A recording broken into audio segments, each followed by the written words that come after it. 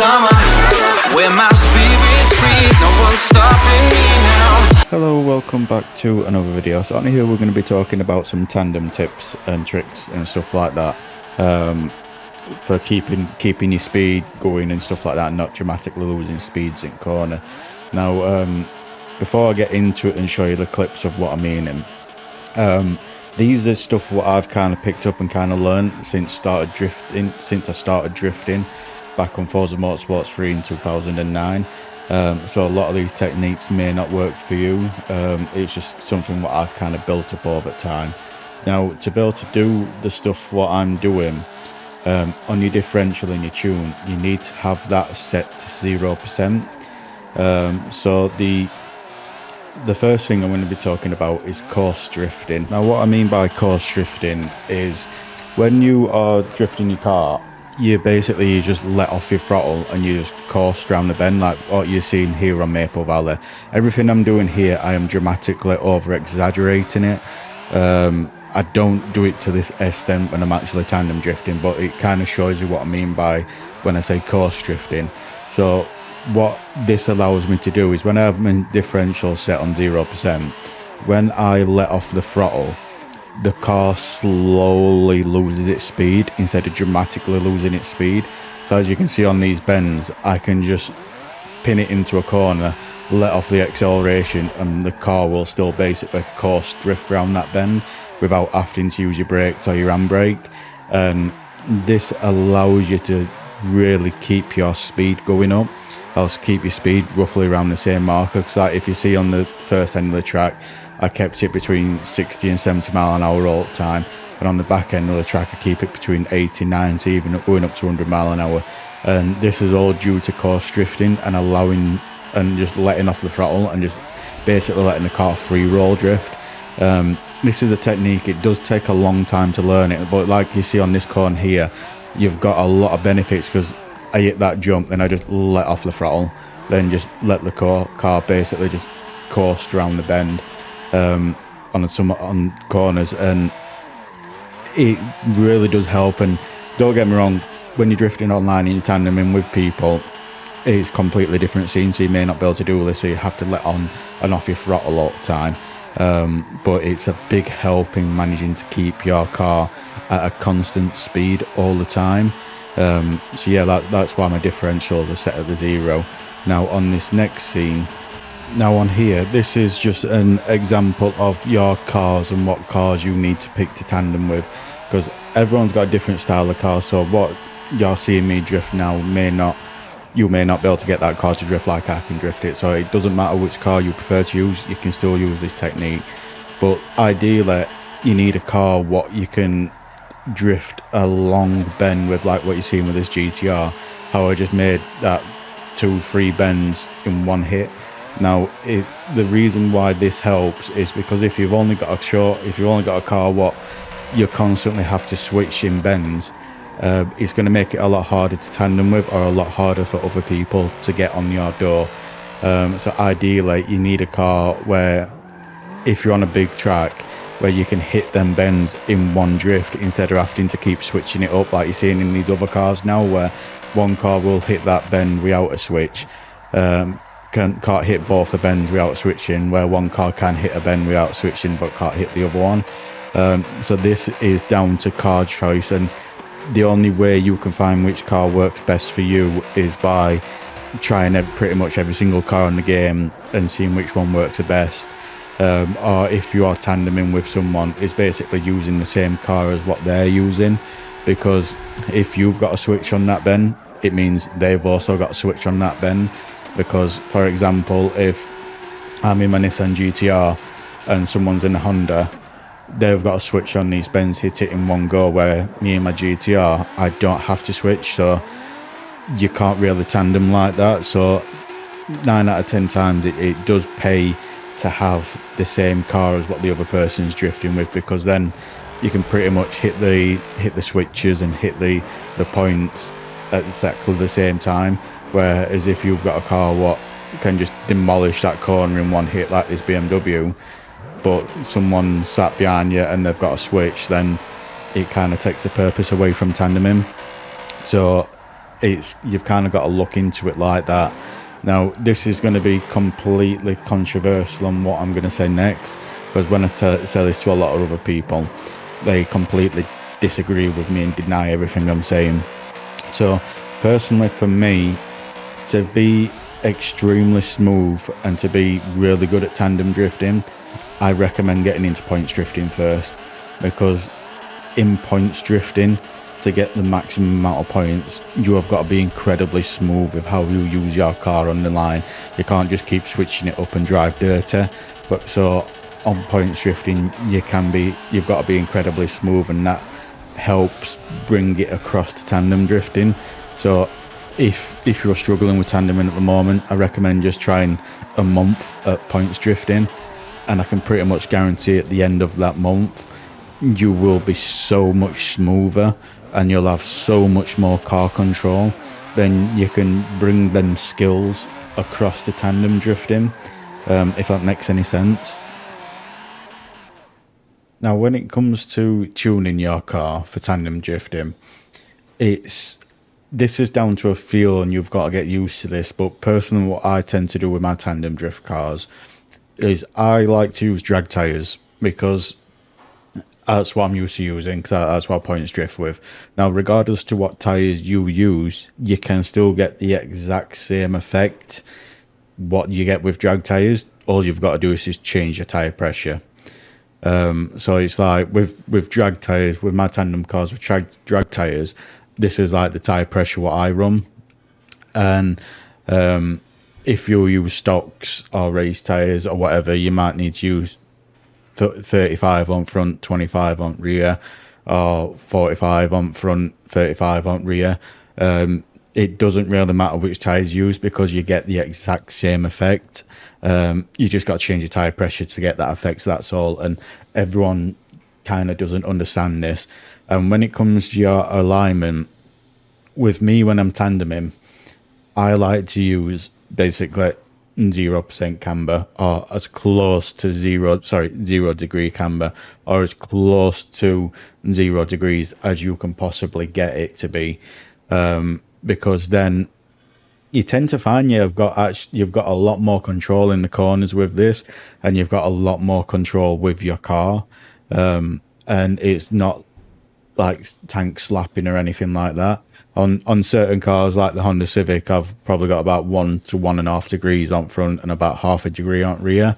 But with toe, I don't use pretty much no toe. I don't use any toe at all on my tandem cars.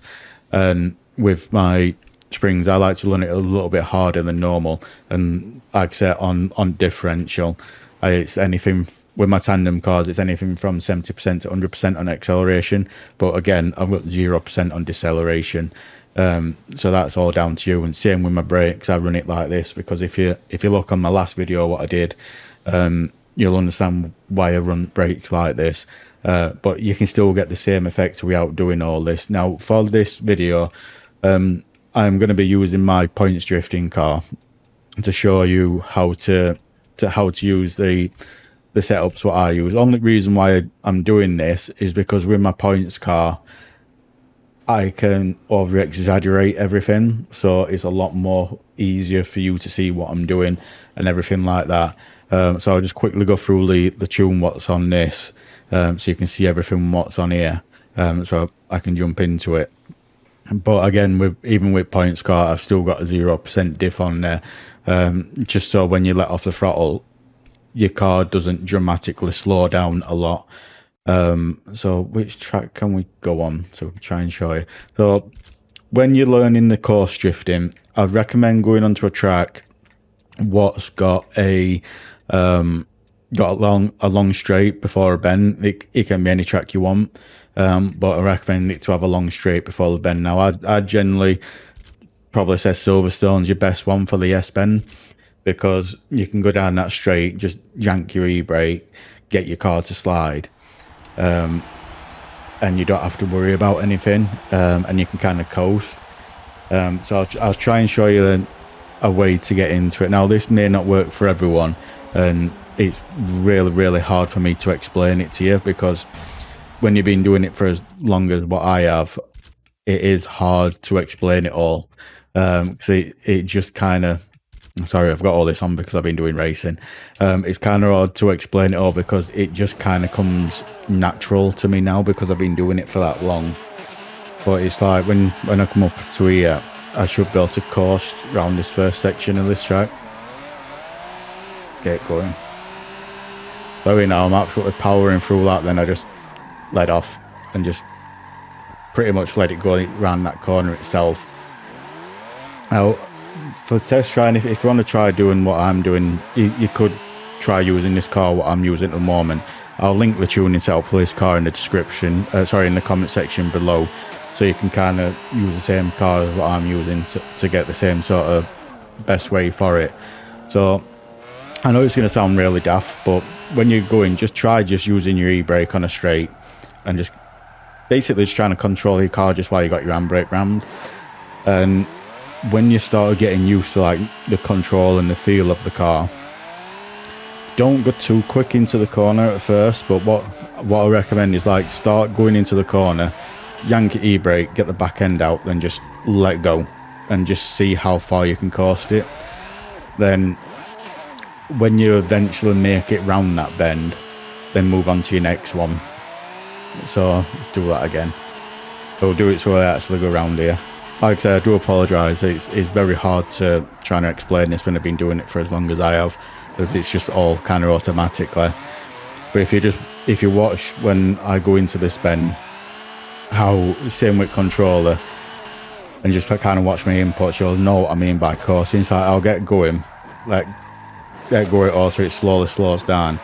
Then I use the trick with the brakes to keep my car at the same angle, because then I can just keep on the power and use my front wheels locking up to keep that angle going constantly. And the advantage of doing that is using your brakes, or just locking up your front wheels, is I'll go around this bend as slow as I possibly can, just mad in the throttle, just so you can understand what I mean. Slow it right down. See what I mean? You locking up your front wheels, you can just keep it madded. So when you are tandeming, if you are doing this technique, that also allows you to keep your speed up, because you basically can just keep your car absolutely pinned and use your front wheels basically to keep that constant speed of 40 mile an hour around there. And you can do the same techniques at drifting quick or drifting slow with that. So it's a hard one to get used to. It took me a best part of a couple of years to get used to doing that, but doing that technique, as you keep an eye on your speed, you'll notice I always keep within a certain speed all the time. I don't dramatically drop forward and backwards, and when I let off the throttle, the car doesn't always bog down. It's just at a constant speed all the time. Then you can just mad it round there. And with your switching as well, this is another thing what I recommend with your switching as well. This always grinds my gears. When you're doing switching, the whole idea is to do a quick switch so you can start the next bend. So, but what a lot of people do is when they're switching, they'll use the entire track. So it's like they'll go like that all the way across, and they'll just go all the way across the other side of the track, then go all the way back to the other side of the track, then all the way back across. And in my opinion, that's not what you want to do. You want to be short and sweet, because if you are short and sweet with it, like you do, like what you're going to see right now when I come up into this bend, when you do it really quick, it keeps all the weight of the car over the rear wheels, so you can just keep it absolutely madded, or absolutely full throttle. If you do it short and sweet like that, it keeps all the weight over the rear of the cars, so it allows you to extend your weight across, or extend your car across like that. See, even coming up to this bend here, that just short and sweet, and it helps keep the weight above the rear of the car. And a lot of people don't understand that technique. Instead, they'll just use the entire track, and because they do using the entire track and being extremely slow, your car stays balanced, so you kind of, it is a lot more controllable when you do that, but it's a lot harder to get on your door when you're doing something like that. Instead of just being short and sweet, get it over and done with so you can get back on someone's door, that it's a lot better, and it helps people get on your door a lot more as well. Oh, concentrating here. But see what I mean? I'm using that technique, so just with 0% diff and just letting off the throttle and using my front wheels just to keep me in check with front brakes, I can kind of keep at a constant speed or even drift really quick, because all the weight of the car's constantly over the rear end because I'm switching, and you're constantly at the same pace as well, if not going quicker.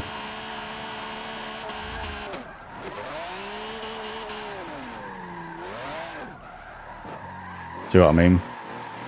But yeah, I know this is going to be a short and sweet video, and I know I haven't really talked too much on that, but for me it's kind of hard to explain because I've been doing it for that long. It is a hard one for me to try and explain, so I do hope that helps you out somewhat. Like I said, sound off in the comment section. But yeah, it's like, see what I mean? But it's like what I tend to do with my springs and all. I don't know if you can see it on the car, but it's like, Joe, when you let off, because you've got it on 0% as well on differential, your front of your car's not dipping down. It only dips down when I put the power on. So that helps keep the weight above the rear as well. And that kind of helps with the 0% diff. It's kind of one of them. So I mean, our car just didn't dip, it just stayed level when you let off. That's why I like running harder springs, but don't get me wrong, everyone's different. But yeah, that's my advice on this video. Sorry for just rambling on there for the last minute, but I do hope this helps out. If it doesn't, just sound off in comment sections below, and let me know what else you would like to see, and I'll try and explain it the best I can. In the next day or two, I'm going to be uploading tuning setups for the Honda Civic, what you saw me and BR doing tandeming on the Dubai circuit and on Maple. So I'll be uploading that tune hopefully tomorrow of you seeing this video. So yeah, that will be up. And I'm doing a Ford Mustang, I believe it's the RTR, I can't remember particularly which one it is. I'm going to be uploading the tuning setup for that video as well. But yeah, regarding the tyres, it doesn't really matter about the tyres. You can use whatever tyres you want. It's just different tyre pressure to get the same effect, because like this is drag tyres, and you've seen what I'm using with driving with this. But I'll switch it to stocks just and lower the tyre pressure, just so you can kind of understand that using whatever tyres, it doesn't matter. It's just how you do the tune. Oh. Tune, I forgot what buttons it were. Oh. But yeah, like I said, this is with stock tyres. We're going from drags to stocks, and you'll see I still get the exact same effects as using drags at 55%, but I'm just using stocks at 15% tyre pressure, and it's still the exact same. It's just you just use different tyre pressures to get the same effect, and people don't know that, because when they get into drifting, they just keep the tyre pressure up further and just don't do anything, and they just see someone with drags and they just sit and complain because drags are pulling, but they don't realise that if they change the tyre pressure, they will get the same effect of a lot of grip, and people don't understand that. It's like even on there, I'm not even sliding as far because there's just more grip doing this. Ideally, I'll probably be better off running around 20 to 25 on rear, but as you can see, it's the car's still handling the same. If anything, it feels like it's got more grip with stocks at 15% PSI. So it's just little things like that what not many people really understand, because I've not really played with it. So yeah, I just recommend finding the best car, what you like, and just try doing these techniques and see if you can do it and see if it helps you out. So yeah, I'm going to end the video off here. So yeah, thank you for watching and peace.